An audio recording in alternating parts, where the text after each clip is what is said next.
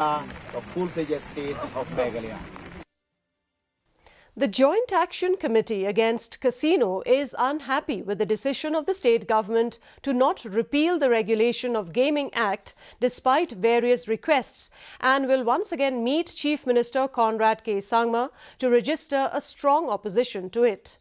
The JAC, comprising of traditional heads and pressure groups from Ribhoi district, had a meeting at Sajer Community Hall, Nongpo, which was attended by Ribhoi MLAs, which include Nongpo MLA Meralbon Same, Umroi MLA George B. Lingdo, Jirang MLA Sostenos Sotun, Nongpo MDC Balajit Rani, and church leaders and well-known persons from Ribhoi district.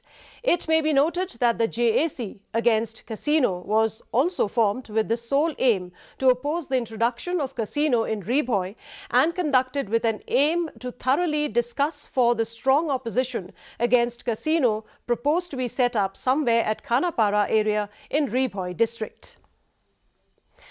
A 19-year-old girl was